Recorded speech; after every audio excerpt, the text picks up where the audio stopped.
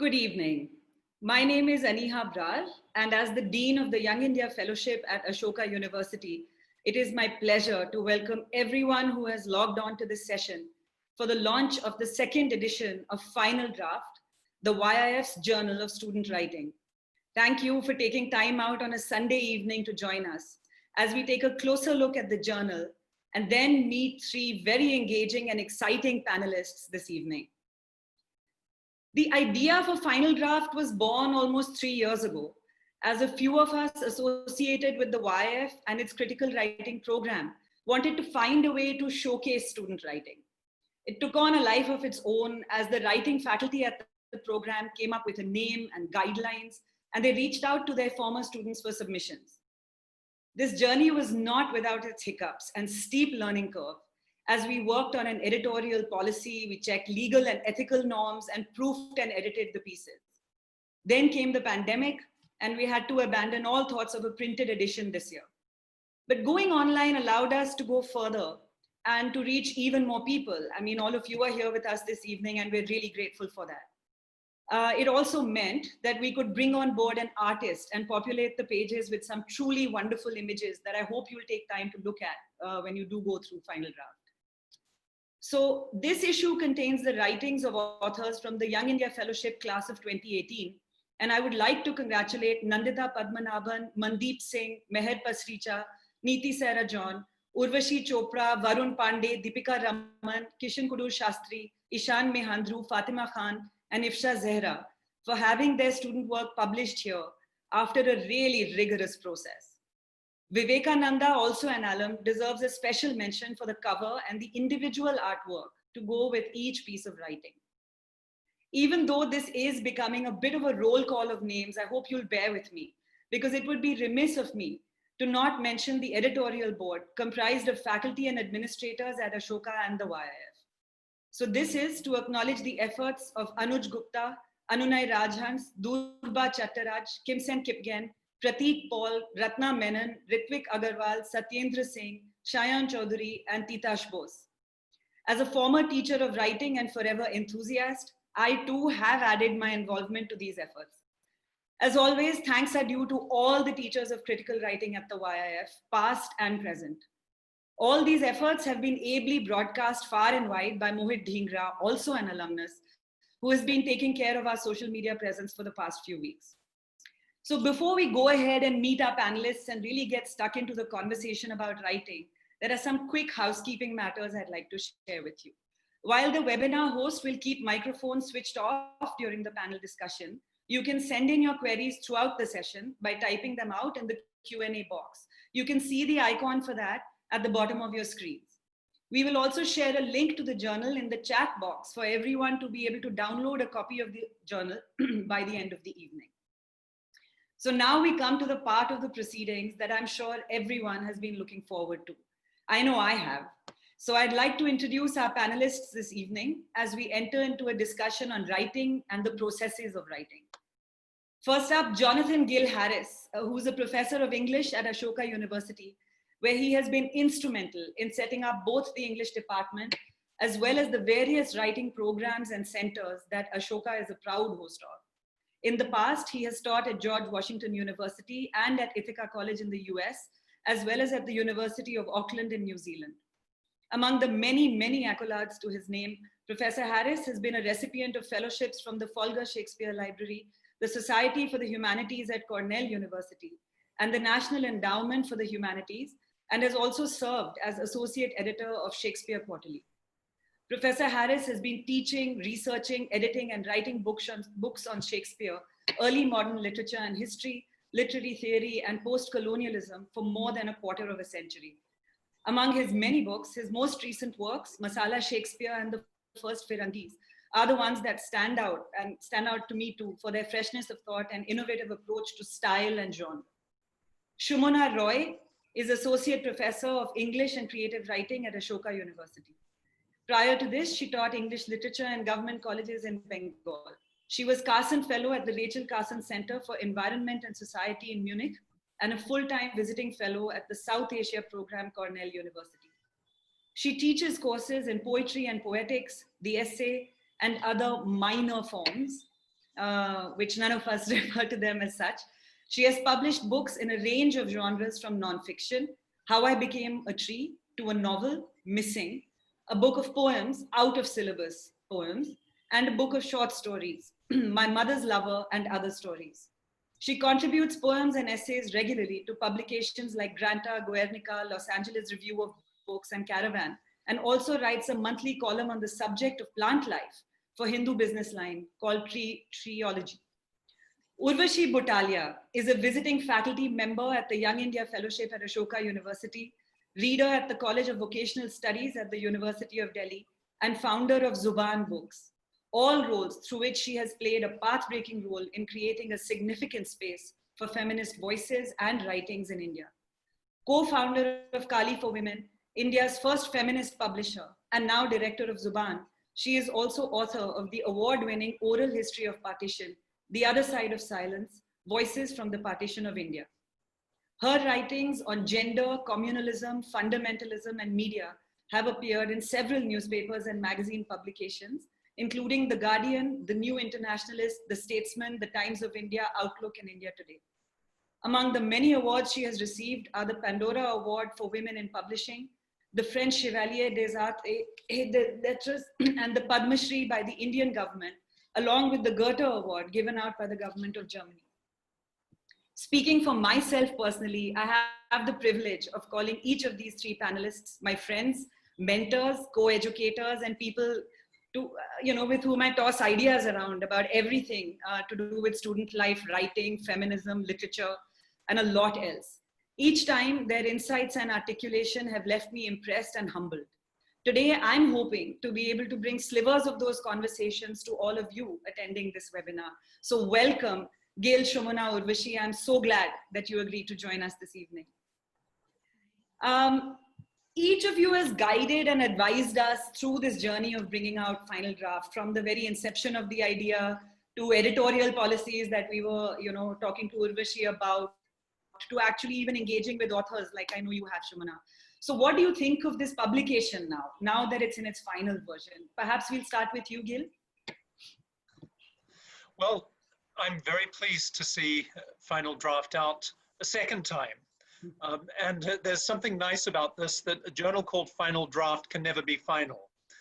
That it's a constant work in progress from year to year, which is, I think, in many ways how we should regard writing in any case. But I'm particularly taken by this issue, and what a wonderful tali it is in terms of discipline, in terms of formal genre, in terms of the writers' backgrounds and their interests. This edition of Final Draft ranges from memoir, the opening two essays by Nandita and by Mandeep, to sort of more formal academic essays on the cognition of people who experience poverty, and whether plants have intelligence, to some really, I think, sort of beautiful pieces that are hard to pigeonhole formally.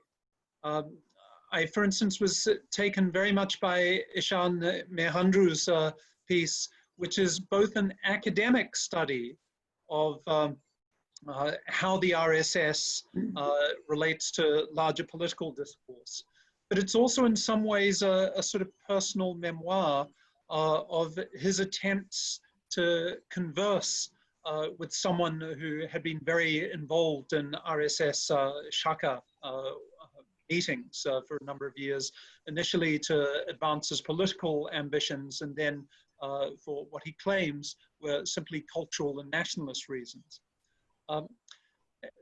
There's also a lively sense of dialogue in this this issue that really struck me. All credit to the editors in the organization of the sequence of the pieces, that we start off with two memoir pieces. We then move forwards to questions of pedagogy in Meher's essay on what happens when we teach existentialism to students who might not be emotionally and culturally equipped to deal with the challenge to knowledge that it presents. And also the essay on evolution pedagogy by Niti Sarajan. And that evolution pedagogy piece, which pushes us in the direction of science, is then accompanied by Urvashi Chopra's piece on plants and intelligence.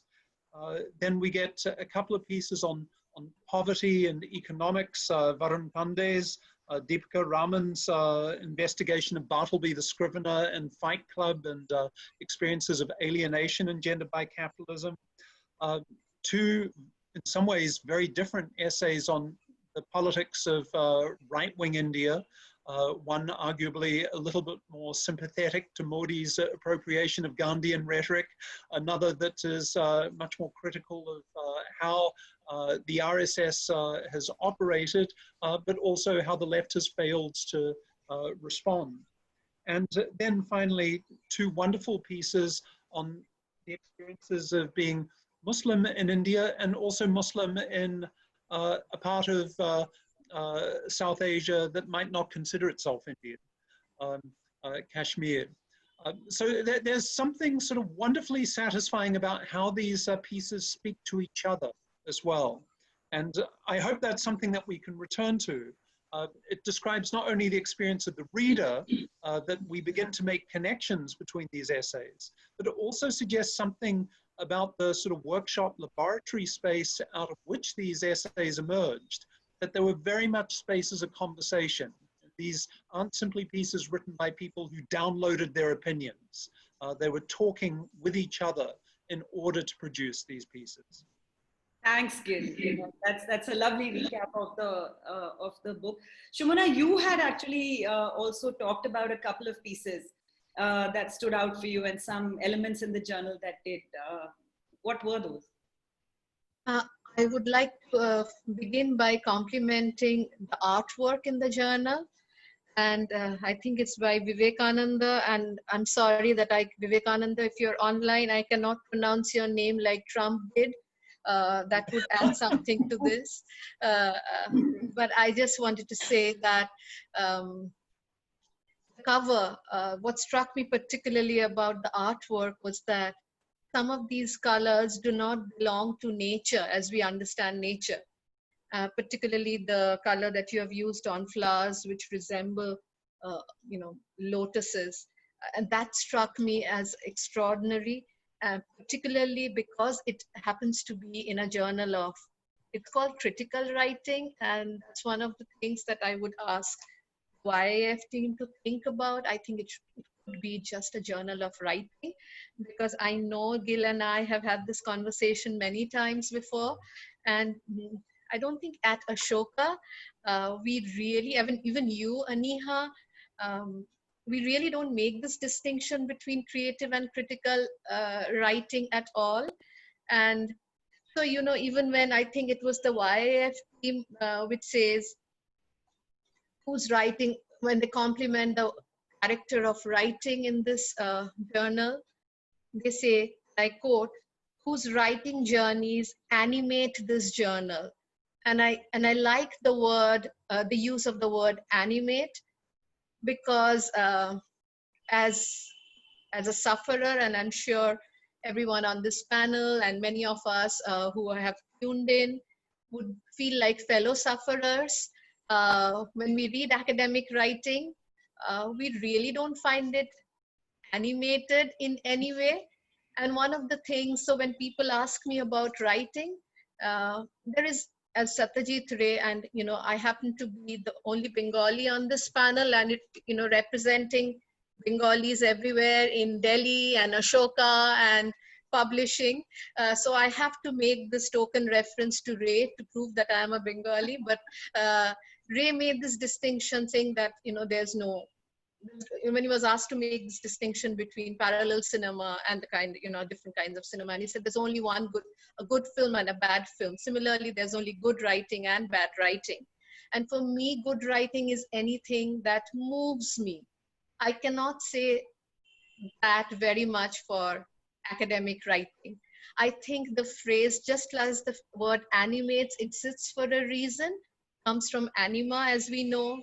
And the fact that when we say, I am very moved by it, it comes from an older history when actually we moved to song and dance. And when we watched plays, a feeling of community that Bill goes back to every time he speaks to his students about the relationship a writer has not only to the readers but to writers who have existed before us. So I think what I take from this journal is the fact that I am moved by the character of the writing in it. And I don't believe in the distinction between genres. And I'm very happy, not only because I know some of the preceptors personally and have had conversations with them about this, but the fact that the different things taught by the preceptors as part of critical thinking and critical writing is not limited on or are not limited to academic writing. The fact that you know the journal begins with a letter to my younger self, the epistolary form, confined to the novel, confined to a genre that is not really, it's a minor form. You asked me about minor forms. So one of the minor forms that I am fond of is the letter. Why do we not think of critical writing in the epistolary form at all? As you know, Nandita proves that you can engage in critical writing, critical thinking. When she talks back, takes us through this experience. And she writes about Urvashi Butalia too. And taking this whole arc, as it were, not refusing to make a distinction between critical and quote unquote creative language. So these are things that endear me to the writing. I'll talk about it as we go on then. Yes, I know, because it was one of the things I wanted to talk to you about. The distinction perhaps falls between the critical and the creative. But Urvashi, as a writer yourself and an editor, you have seen so much writing and so many publications from a whole host of authors. What's your view of this edition of Final Draft? So, as a publisher, I mean, Gil and Shomana have said most of the things that I would want to say. I only want to add in terms of the content that I loved every single essay in the book. I read the whole thing from cover to cover. I told myself I'm going to spend a couple of hours just skimming through things so that I'll know, but I couldn't actually, literally, I couldn't put it down. So I read some last week, and then this morning from about 9 till 1, I read the whole thing. If you ask a publisher, which is the essay that stands out for you, my kind of publisher will never rise to that bait because everything stands out. The range of subjects is amazing, from existentialism to the personal, to poverty, to plants, to Gandhi, Gil has spoken about all of those, so I don't need to go into those. What I love about it is the way the personal bookends the more academic work. So you have Nandita's essay, and you have Fatima and Irshad Zehra's essays, which actually are very deeply personal and which locate the rest of it in there. So I like that very much. Also, it's it's a learning experience for me. I love the fact that the visual is so integrally a part of the written, because it's very important, that visual expression, and it's not just illustrated. It is a parallel text that runs alongside, which is really interesting. When I first joined Ashoka, or sometime when I first started teaching, or sometime into that teaching, I used to hear of this critical writing course. And I used to ask myself, ye hai kya bala? What is happening? And I met a few people who were teaching it, and I couldn't figure it out. Now, this thing, your second edition of Final Draft, for me, has actually really squarely placed that in a context for me. And I'm going to talk a little bit about the things that are not in the content of the journal, but around it. So many of the writers in there are people who I've taught, as I'm sure are people who Shomana and Gil have taught. And you get to know your students only in the context of how you relate to them. they are beings who have other lives and other interests, and you don't actually know those unless you engage in close conversations with them. And for a visiting teacher like me, those conversations seldom happen except for one or two people. So to me, reading this is very revelatory of the thoughts going through the heads of these students, some of whom I knew really well. Deepika has been my TA. I had no idea that she's doing this. I was really delighted to to read it. So there's that. There is also an understanding of what is happening in terms of mentorship in the critical writing course, because every essay you can see how it has been mentored by the preceptor and how the writer actually has gained from it, because every writer has referred to that. So that's also something that I find very, very interesting about it. And also what I find very interesting is, Ashoka students, we talk about how elite they are, but we also talk about how wonderful they are, because when you start teaching them, the feedback you get, the questions you get, the interaction you get is pretty damn amazing, really. But here you see also the wide range of their scholarship and the wide range of their interests and the graspability of that young mind grasping so many very, very complex and complicated ideas. So for me, all of these things have kind of merged into my experience of reading Final Draft. And I'm really grateful that you gave me the chance to read it. Come on, Urvashi, this is wonderful. Thank you all.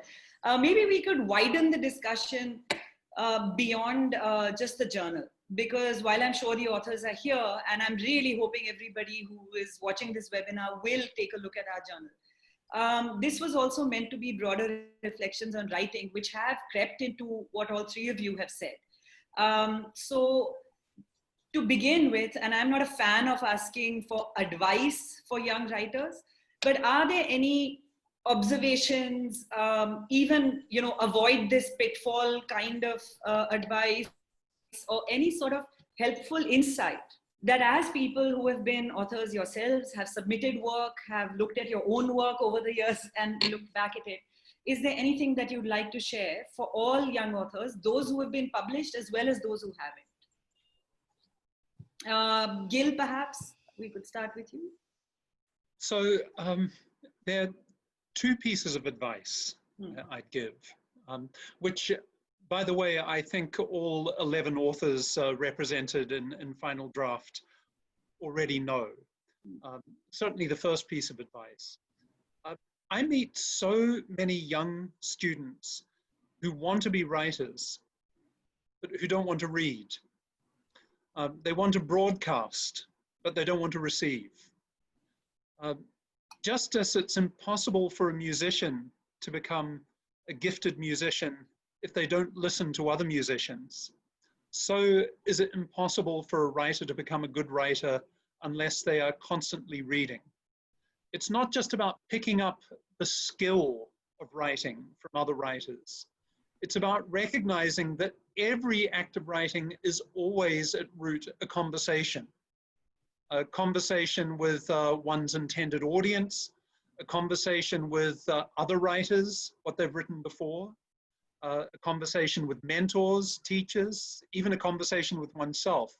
What it can't be is simply an expression of what you think and believe. I mean, it is that in part, but if one is simply regarding writing as a sort of print version of a megaphone, you're already not paying attention to your audience. So my first piece of advice to all writers is keep reading. You must keep reading, and in particular, don't simply look for texts that you think are going to affirm what you already believe. It's important to immerse yourself in texts that are likely, in fact, to trouble you or discomfort you because they come from well outside your horizon of experience. Writing is so often a voyage not to express yourself, but also to get outside yourself, to expand the possibilities of what you can be in relation to others. The second piece of advice I'd give, this may sound very strange, We speak about many sort of sub-forms of writing, the memoir, the letter, even the job application letter, etc. I think there's one form that we don't pay enough attention to, that we should spend more time on, which is the acknowledgments section.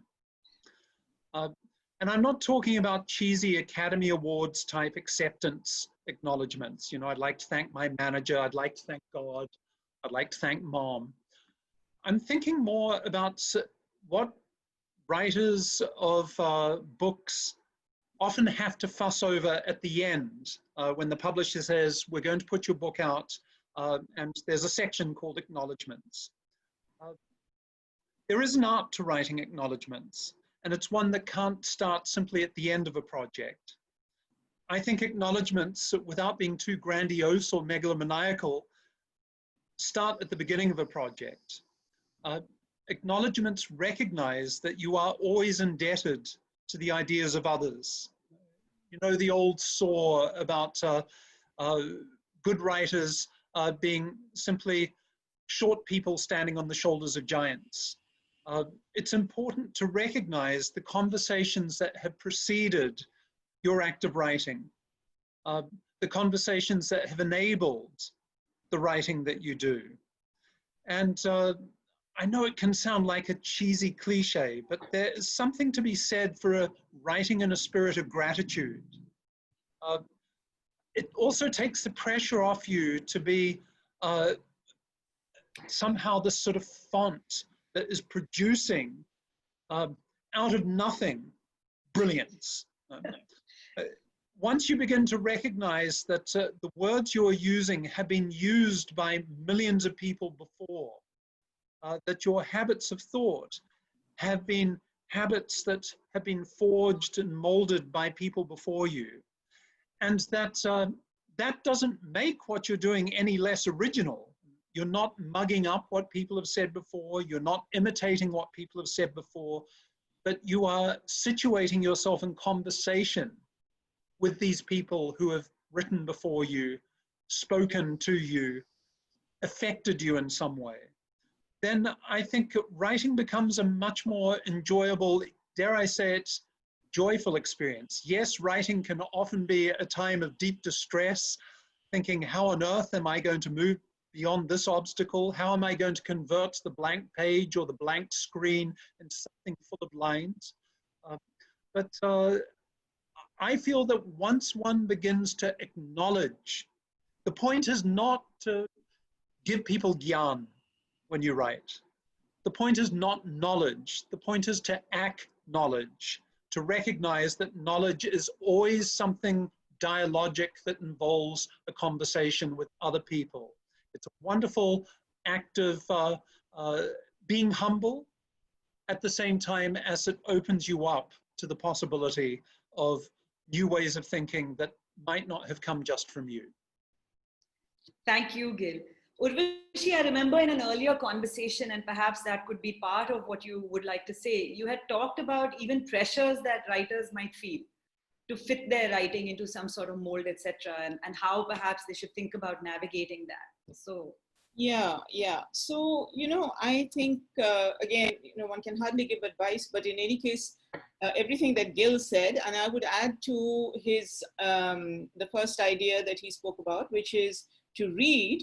That is also very important for people who want to write, to listen and to understand what other people are saying. And I'd say that the few principles that have been important for me in writing are to be able to listen, kind of honesty, understanding what is your voice, where is your voice.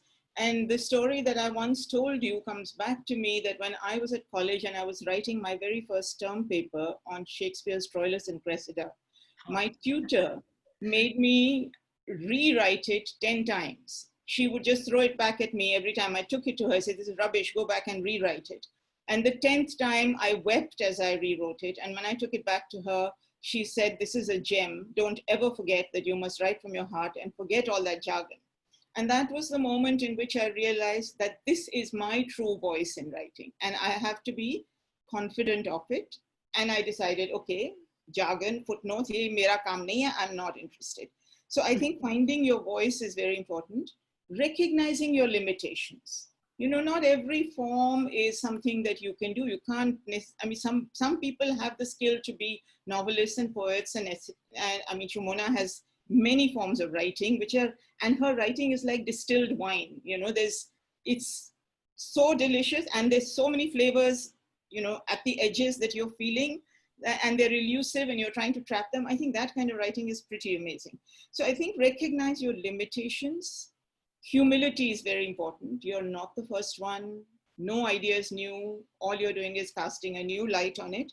And another thing, patience. Because, you know, writing is not like you don't churn it out and throw it out there. You write it, you go back to it, you think about it, and then it takes a long time before that writing actually gets into the world of publishing, which is connected to it. You have to think about it. I receive manuscripts from people who send them to me today, and 3 days later, they'll ring up and say, have you read my book? As if I've got nothing else to do, but I'm just waiting for that manuscript to pop into my inbox. Whereas I've got a list of 100 manuscripts to read. So send it away and be patient. Because what you get from a reader who is critical, as your critical writing sessions, is the feedback that a writer really wants, because writing is a very isolationist activity as well. So that's my 2 bits. Shobhana, I'll actually come back and pick up a thread about something you had already mentioned earlier, which was this whole creative vis-a-vis critical.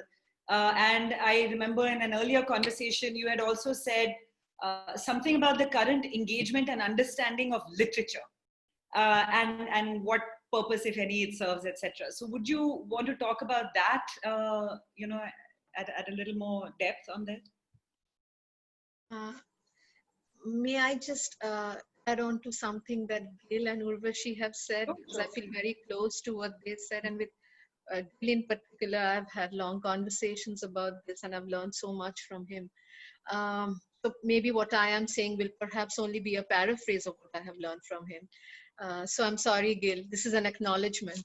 I want to say that one of the things that I speak because I did not, though I teach writing, and this is something that I am aware of, it's a lack in my pedagogy, is I have no training in how to teach writing. I don't have an MFA. So what I taught, and also as an autodidact, what I learned was literature. And my investment is in, and I was so happy in a childish way to discover the epigraph from Toni Morrison, the investment in language. And as Gil knows, the epigraph for my last book, A Book of Stories, comes from Rolla Barthes, which goes, and I quote Barthes, who is one of my favorite writers of the second half of the 20th century, which is, I have a disease, I see language.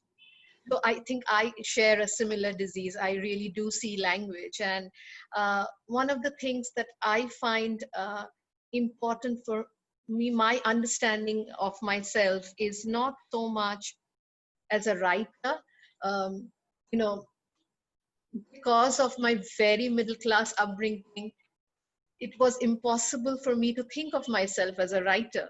And it might have to do with my gender too. I mean, writers were serious people, males, and you know what society and a small town society can be like.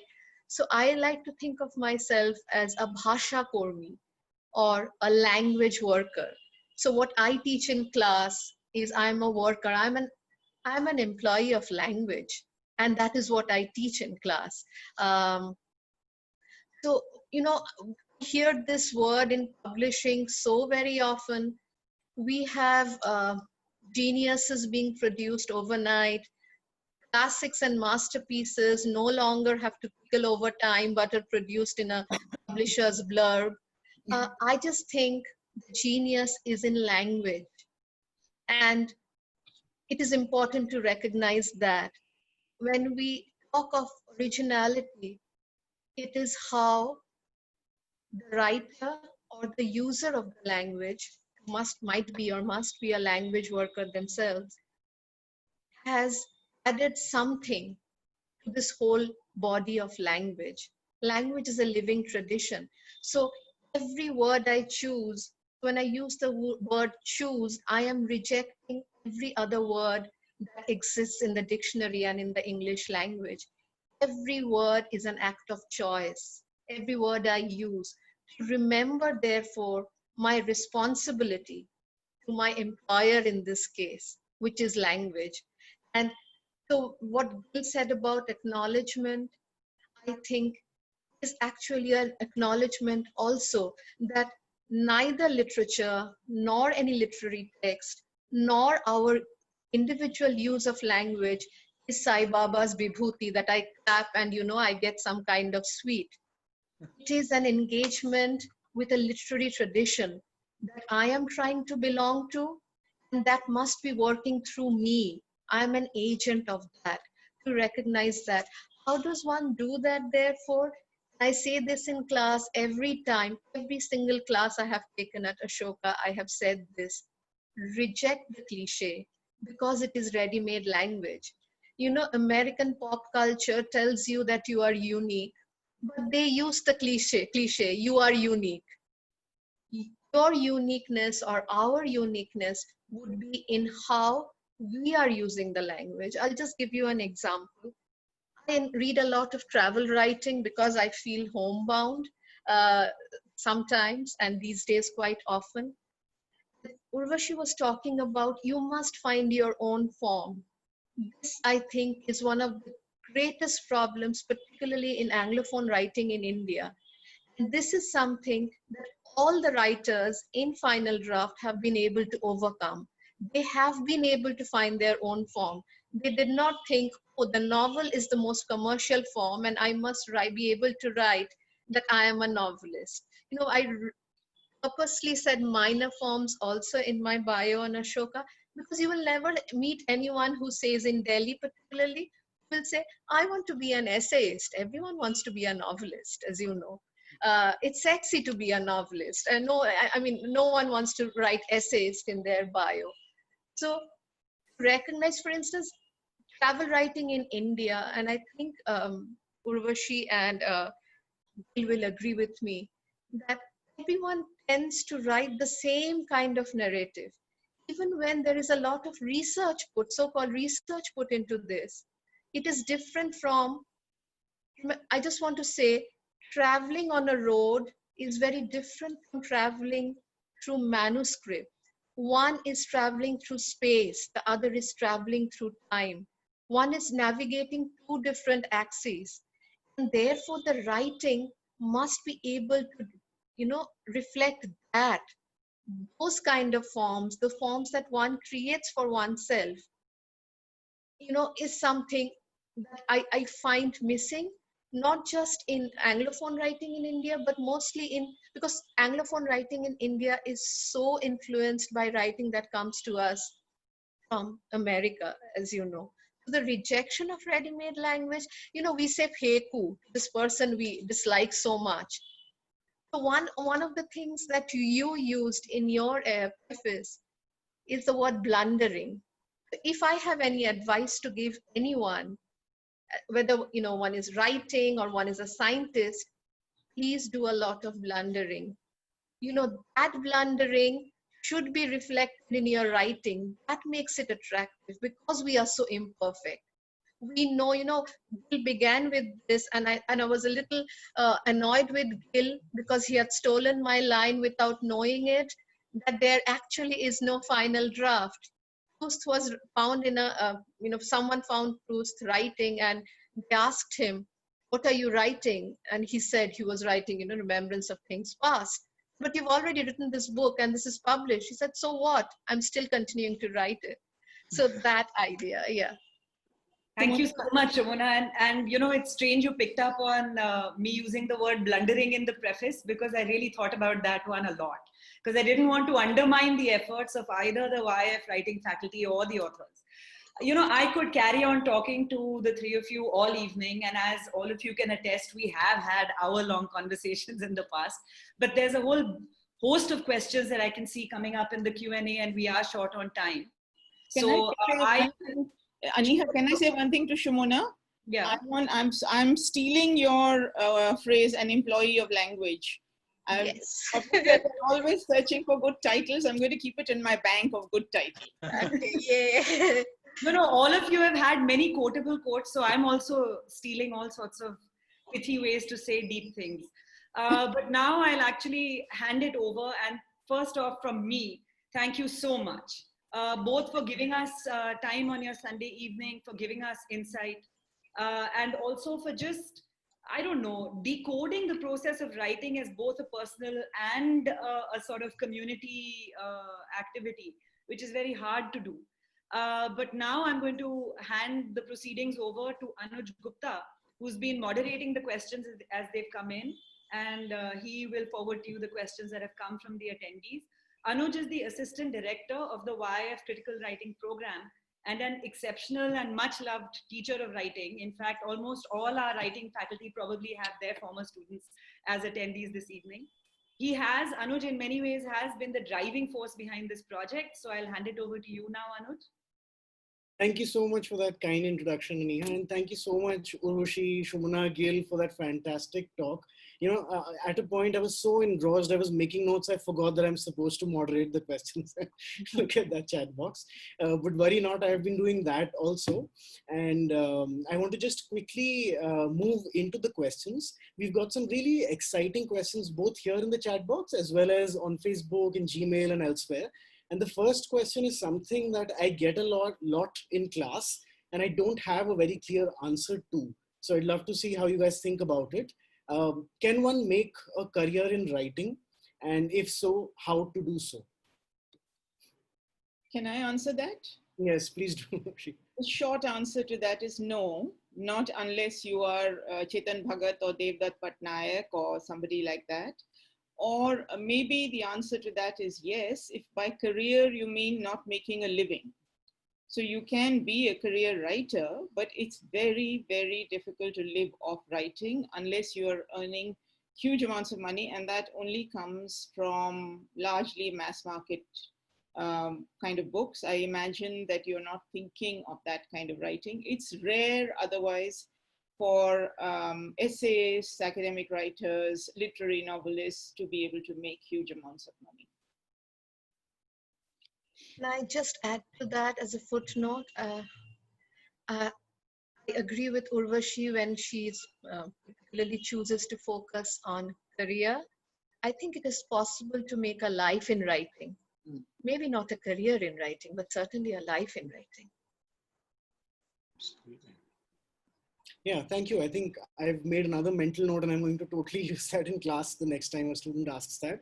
But thank you for putting it so bluntly and so clearly. I think it needs to be said like that. The next question that we have is to do with another recurrent issue that comes up when students are writing, which is the gap that exists between one's thoughts and what one is putting down on paper.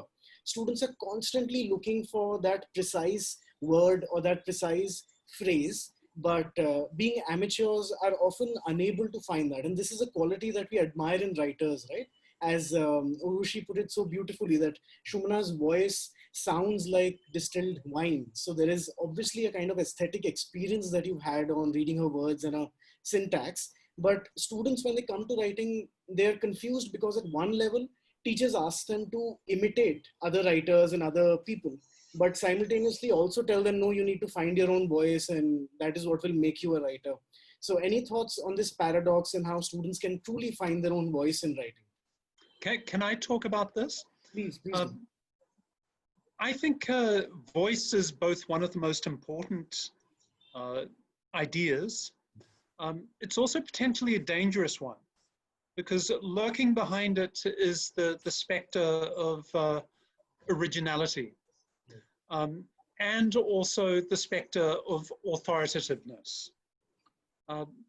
And the idea is that a good voice just sort of emerges spontaneously from the genius.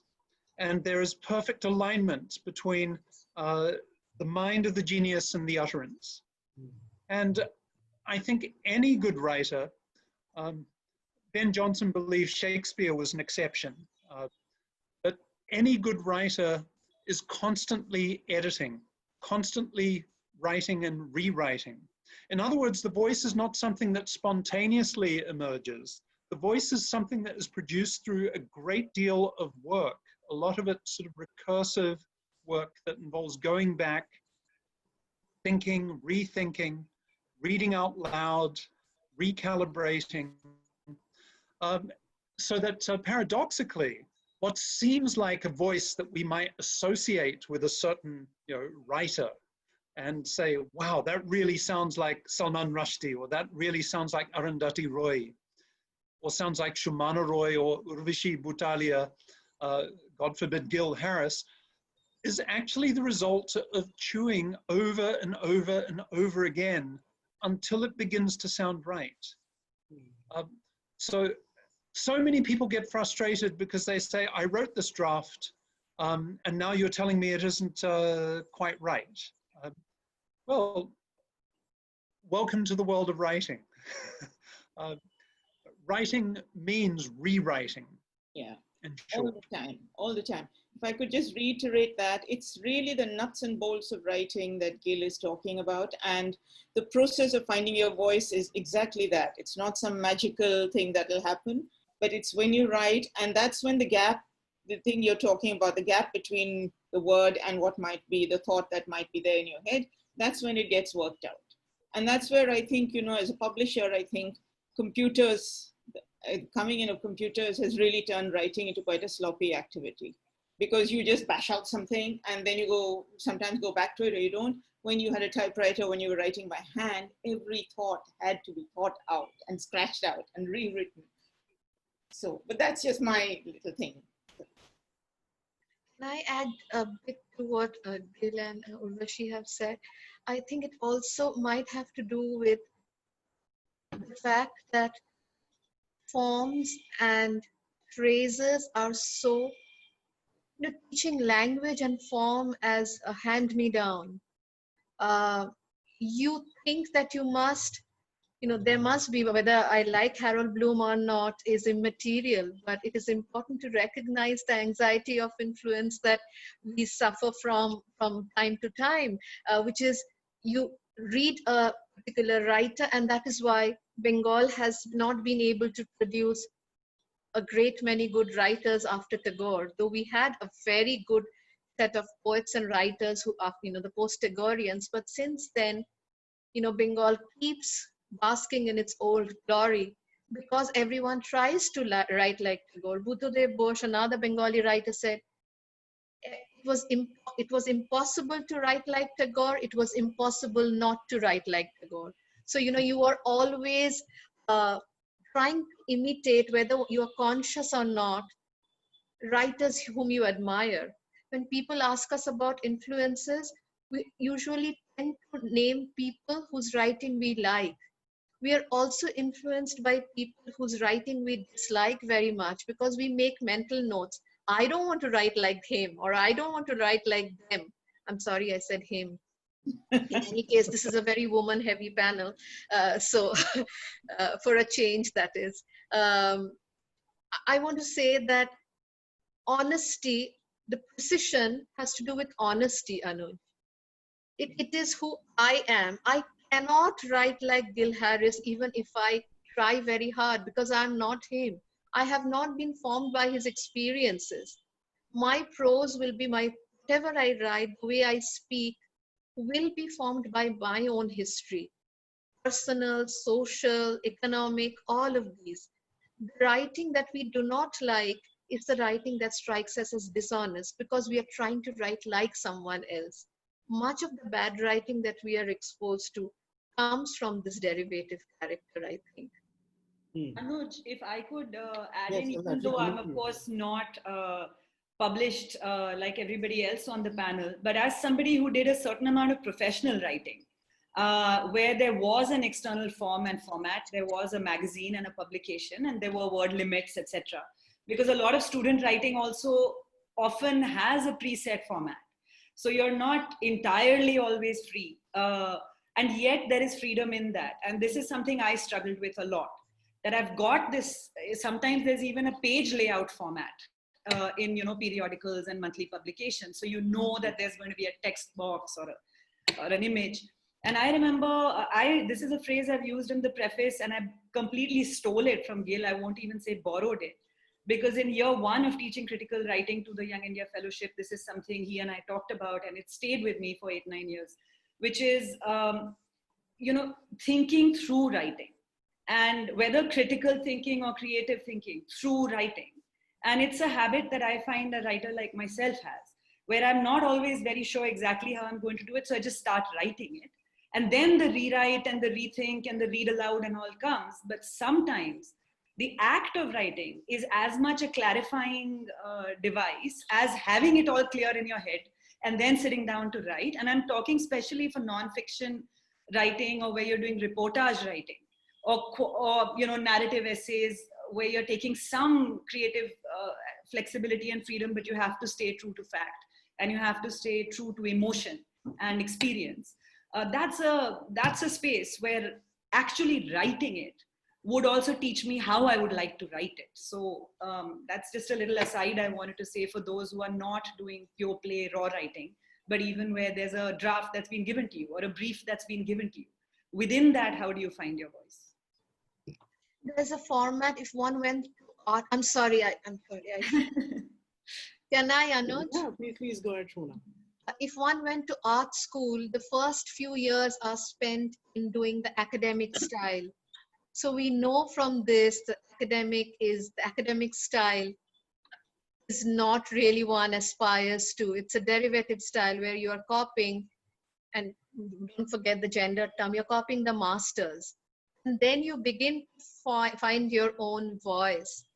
That own voice has to do with, much as I might hate what in Bangla is called Naka, my Naka voice, I have to own it.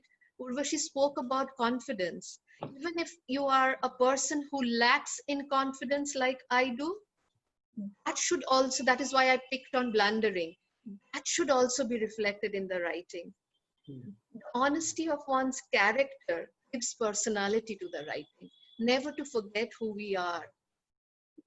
Thank you so much, everyone, for those wonderful answers. I want to request you to, go deeper into this idea of experimentation with form to try and locate your voice by thinking about the contexts in which our students write, where while some of us do have the privilege to experiment with form and to blunder, there are many of us who are also stuck in places which has a lot of gatekeeping, where blundering actually leads to penalties and punishments and not always awards and recognition. So how can we also think about the kind of this seismic shift that's required in our educational as well as our journalistic and publishing landscapes to kind of normalize the idea of blundering and experimentation and reduce the anxiety that a lot of writers feel when they're experimenting and blundering? Can I start off by saying that this is an almost impossible, because so daunting task, inasmuch as I think the entire education system needs,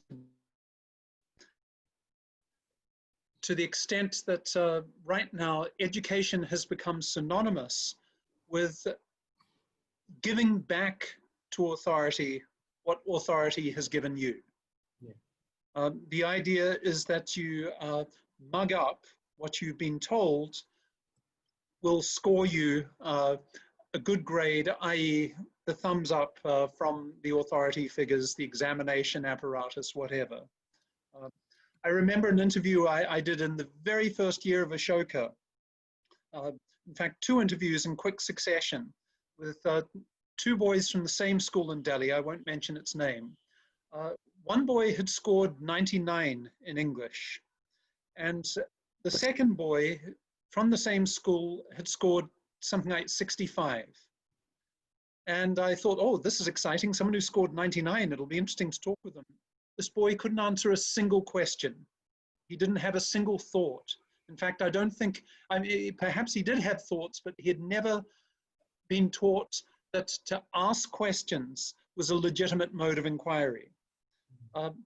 And he completely fell apart during the course of the interview. The second boy, the one who'd scored very lowly, performed wonderfully in the interview, he was thinking creatively, capaciously, and after a point I asked him, what happened in your exam that you scored so poorly? And he looked at me sheepishly and said, sir, I think I made the mistake of thinking out loud. I think we need to create an environment where thinking out loud is rewarded. And I'd add to that, thinking out loud in conversation with others. We don't do nearly enough teamwork in the Indian education system. We are basically compliant individuals competing with each other in order to land, the holy grail of a top score. I found that students come to Ashoka often with so much anxiety that they may not get an A, that it ends up disabling their ability to think, no matter how bright they are. And by far and away, the most successful courses I've taught are ones in which, in fact, I do away with conventional academic essays. And I get the students to work with each other to produce something collective. There's often a lot of anxiety at first. Students come to me privately and say, what if, I contribute a whole lot more to the project than the other people. And so, the other people end up getting the good grade that should be mine. But invariably what they find is that something extraordinary happens in the process of producing something collective that involves that all of them having to think outside themselves in dialogue with each other. So creating spaces of dialogue in the Indian classroom, I think, has to be a priority. It's of course difficult not only because of the prevailing mindset amongst various educational organizations that set curricula, that train teachers and so on. There's a great deal of difficulty making the classroom a space of dialogue when people are coming into classrooms with very different sort of levels of privilege, entitlement with respect to their own voice, etc. But I think that is a crucial first step. We've got to stop, we've got to find ways of interrupting an education system that is all about rewarding individuals for being compliant with authority. Anush, may I come in? Do we have time? We're actually running low on time. We have time just for final comments from all of you, and then we'll wrap up. Okay, so I'll make this my final comment then. I'm not a gatekeeper in an academic sense, but I act as a gatekeeper in a publishing sense. And I'd like to just talk about that, like as Gil has mentioned in the world of academics, so also in the world of publishing, there are certain kinds of writings that are canonized and that are seen to be the right kind of writing. And it's very easy for publishers to fall into those patterns and therefore not allow anything else in.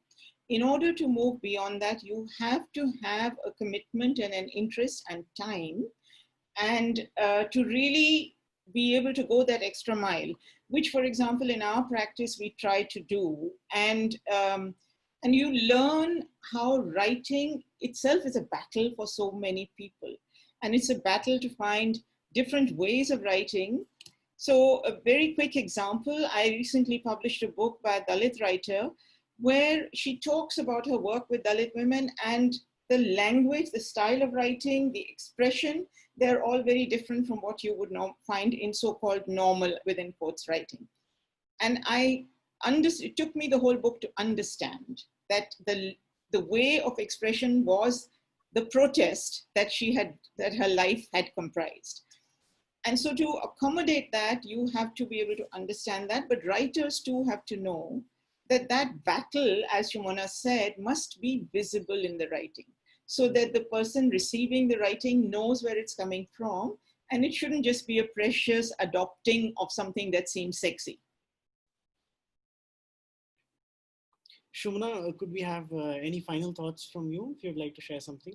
I would have liked to ask you a question, but there won't. I hope someday we are on a panel where I can ask you about the wonderful teaching methods that you have, or you're teaching pedagogy when it comes to teaching writing, because I have learned so much from you, from the links you post. But because this has to be, in the nature of final comments, I want to pick up on a line that you and your team wrote in your editorial, where you say, why is rationality placed above emotions in academic writing? Quite. And it's a question that has bothered me so much. I know Gil has spoken extensively about this to the seminar, the fourth year students. And one of the things that, because we must, I want to talk about final draft in my final comments. I am very moved by what I read in final draft, the journal, because it refuses to make this distinction.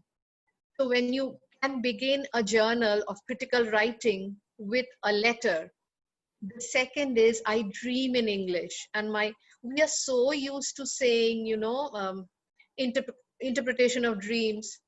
But why can we think of dreams, the language of dreams, as critical writing? And you and your team make it possible, open up that possibility. Yes, I was in my head, I was thinking of Amitabh Bachchan saying, I speak English, I do this thing, I drink English, all of that. I cannot remember the name of the film. I'm sure Gil will. But, all those textual references in my head. Even when it came to this essay, obviously, on a subject which is very close to my heart about plant life, the fact that the question asked about the intelligence of plants, the fact that it has to do with intelligence, 2000 years of continental philosophy, privileging the brain over everything else. Plants are lowest down in this hierarchy only because they do not have brains and what continental philosophers understand as the mind. So we need to ask this question: are plants intelligent beings? Are humans intelligent beings? So these hierarchies that need to be upset. And I am very, very proud of the YIF team and the students that you have been able to accommodate such a variety of not just voices, but tones of writing, different swords, as it were, in this journal. Many congratulations to all of you. Thank you, Shuma. Building up on what you said, just as the final thing, I just want to thank the entire team of writing faculty at the Young India Fellowship, both current and past, along with the wonderful program team that we have at the Y, which is run by Neha. Because what you see in the journal, it's made possible by this kind of environment where it's not simply teachers doing these things individually in their classrooms, but collectively we sit down and we kind of have these difficult conversations and we try to develop something like, what we like to call critical empathy, where we are able to build a critical spirit which also empathizes with each other. And we constantly question the hierarchies between ourselves, the kind of assumptions we settle into and so on. So yeah, thank you so much to everyone. And thank you so much to Aniha and Shumana and Urvashi and Gil for giving us this wonderful opportunity and for taking out the time to be here with us. I know my screen had frozen for the last 5 seconds. I hope my thank you to everyone got conveyed. Yeah, but seriously, thank you so much. And to all our panelists, thank you. To all our attendees, thank you so much for joining us. The link to download the journal has been given in the chat box. Please download and read and let us know what you think. We'll also be sharing the journal on our Facebook pages, on our Instagram page, as well as on all the email lists that we are a part of. In case you still haven't been able to get it, just drop us an email or get in touch with us with through any of our social media pages, and we'd love to share it with you. Thank you so much. And also congratulations to all the 11 authors whose works have been published here. Thank you so much and have a good night. Thank you. Good night. Thank you. And thank you, Anuj. Yes. Team. Bye. Bye-bye.